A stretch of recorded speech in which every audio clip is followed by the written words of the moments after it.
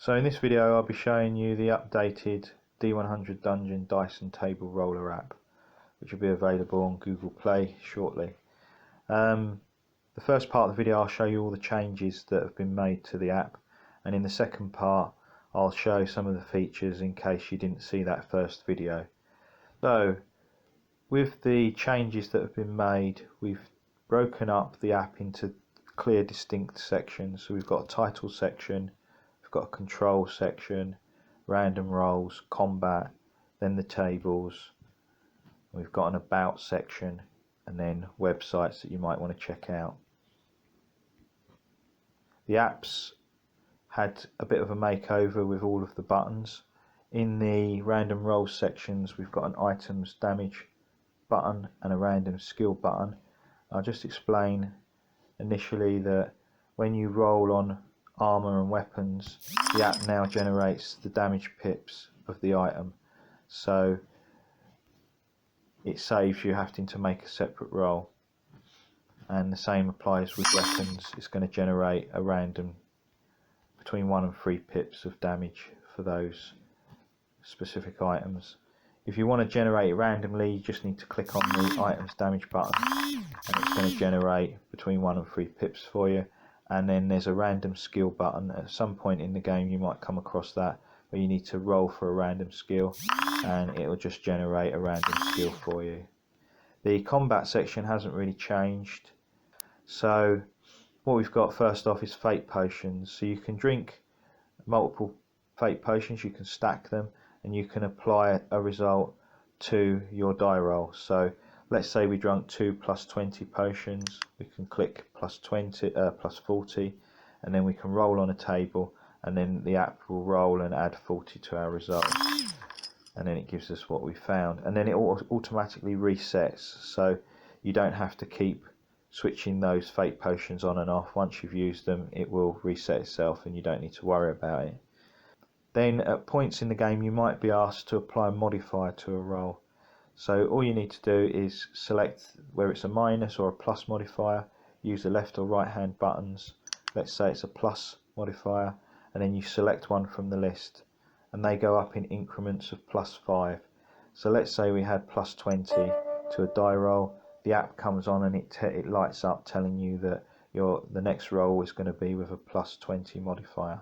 So let's apply that to curses, and then it generates the result, and you'll notice that the modifier disappears, it resets itself. So you, again, like with the fate potions, you don't need to keep switching these modifiers on and off. It works exactly the same with the minus modifier. So the next table you roll, it will apply that result. And let's say you add plus 20 by mistake and you thought it should be minus 20. You can just overwrite it by changing that and clicking it on the buttons, using the buttons. And if you made a mistake and put a modifier on there, you didn't want a modifier at all, you can just reset the modifier and then it's no longer applied. Now moving on to the tables, what you've got is a few different ways of searching some of the tables. The tables where you really need to search have been included, and you can search them by either find art, like we use the find table. So if we use a find search facility, and they're repeated throughout the app, so you've got a few of them, find legend and find needed. All you need to do is just click on the item, it brings up a list. So you clicked on the find button, it brings up a list, and then just select any of those and then it will display the information at the bottom, so you can recall information that you might need during the course of the game. Boosts and curses are pretty much instant. Doors you'll probably need to use quite a lot as and when you encounter doors with door codes, so you can just click on them and open those. And then the encounter section has changed quite a bit. When a monster escapes from you, you can use the other type of facility to look up results, and that's where you're going to put in a number between 1 and 100.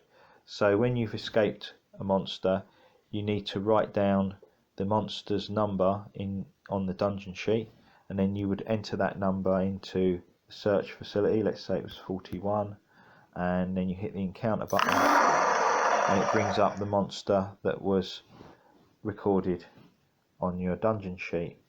If you put in a number that's more than or less than 1 or more than 100, the app tells you off. So if we put in, say, 102, push the encounter button, it tells us off and tells us that we need to put in a number between 1 and 100. And then the next thing is that in the old app we had individual buttons for all of the modifiers that you need to apply, your encounter modifiers for your quests. So now we've got toggle buttons, and I felt this was a much better way of presenting it in the app, so that you didn't need to keep searching for an encounter button that you wanted to use and clicking on it. You can now just set the encounter modifier for the quest, and that will stay on until you change that setting. So each time you want to roll on the encounter table, you've set your encounter modifier, you can just click that button and the app's working out the -20 to your die roll.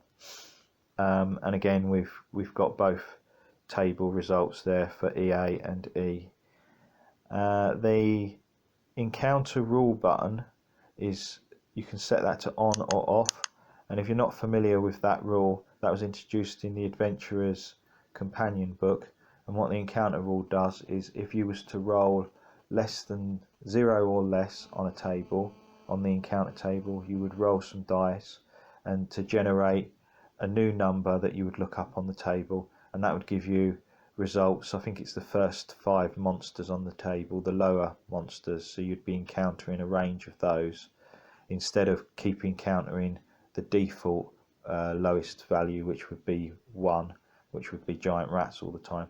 And again, if you rolled 101 or more, you would roll some dice and generate a new result and look that up on the table, and that would give you a result between 80 upwards, I think, on that table.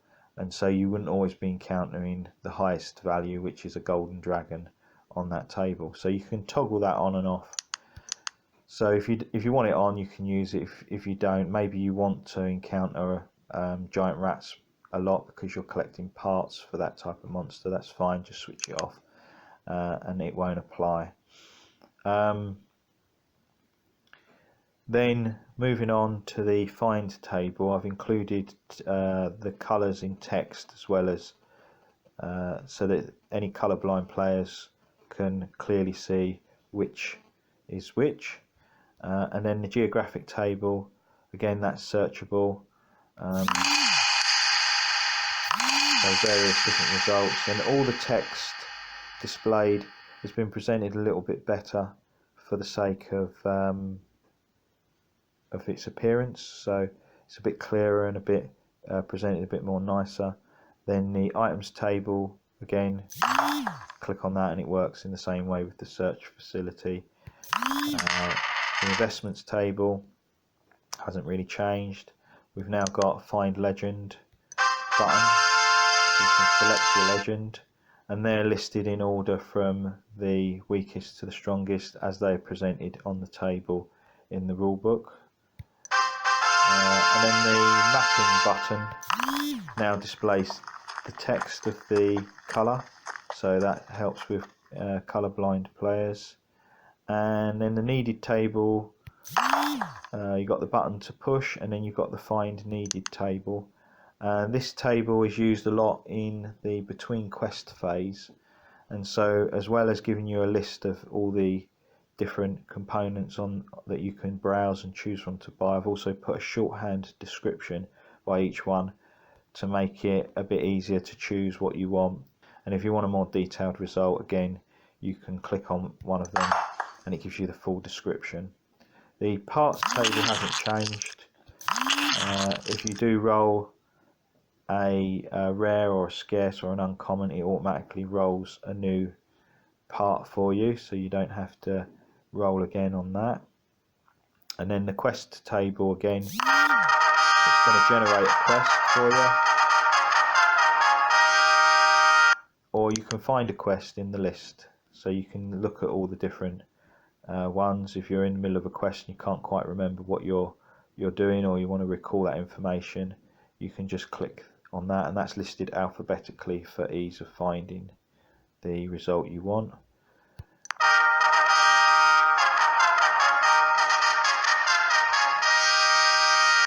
And the spell table, that works in exactly the same way. So you click on the spell, they're listed alphabetically for ease, and you can recall the information and how the spell works by clicking on that. And then the treasure table. So what I did is for things like finer armor, finer weapons and superior armor, maybe legendary armor, what it does is if you click on it, we do legendary armor. So the first thing it does is it's say we clicked on a button, we've generated legendary armor. We're now given the option to generate the armor and apply a potion of fate to it. So we can drink a potion of fate to get a better result on the armor table. So you could put plus 100, let's say, and then we're gonna then roll on the table, and it's given us the maximum result on that table, which is a plate mail great helm, and it's shown us the damage that item's come with. So we've got 3 pips of damage, and then we then progress on to generating the legend. So let's say again we want a really good legend item. We've only got maybe a +2 +20 fate potions left. Click on +40 and we apply that result to generate legends. So you click on generate legend, and we've ended up with Legend of the Ox, so we get plus strength to that. So that's a new feature that I've added to give you a chance to to apply a fate potion to those rolls, rather than before it would just generate everything randomly for you. You can now break that down and apply your fate potions. And then lastly, we've got the find weapons button, which again they're listed alphabetically for ease of finding them. So if you need to recall any information, you can just find the item and click on it. And that pretty much wraps up all the new things that have been added to the app. Now what I'll do is I'll just go through some of the features that you've probably seen before if you've watched the first video, but if you haven't, then these are some of the things that the app will do that we haven't covered yet. So the first thing I'll do is I'll start off with sound on and off. So these are toggle buttons. You can switch the sound on and off. So when the sound's on, you'll hear that the app is making a dice roll noise when I'm clicking on the dice. And if I switch it off, there's no dice roll sound, but you can probably still hear the vibration sound. So every time you click on and you make effectively a dice roll, the app shakes the device. So we can switch that off. We can switch the vibrate off, and now you've got no sound and no vibration effect. All we're hearing there is a little ding off of the device. So we'll put the sound back on and we'll leave the vibration off, and there you go, we can hear the dice being rolled. So the next thing in the control section is the reset button. So we've been going through this app and we've been gathering lots of information and so forth, and we decide that we want to completely clean it up and revert it back to how it was when it was first loaded. So all you need to do is just click the reset button, and then everything has then just vanished and all the results are gone. So that's how that works. And then we're on to the combat section. So in this section, when each combat round you need to make a monster reaction roll, and so all you need to do is just click on the monster reaction button and it generates that for you. And then the roll all the combat dice at once button, you can just click on that and it will generate the entire combat rolls that you need for that round of combat. There's lastly, there's some buttons at the bottom that if you click on, it'll ask you to open your web browser that's associated with your device and will take you to those websites. So thanks for watching. I hope you enjoyed the video. The app will be available on Google Play for Android soon, and I'm working on getting the app to iOS for Apple users, but as of yet I'm hitting a brick wall each time, so it's looking doubtful that it's going to be anytime soon. It may be something that happens in the future, and I'm looking into it, but I'll keep you posted on that aspect of when it will become available on iOS. As soon as it goes live, I'll post up all the information on the Facebook groups, the French and English version, and on the MK Games Facebook page and Twitter and so forth.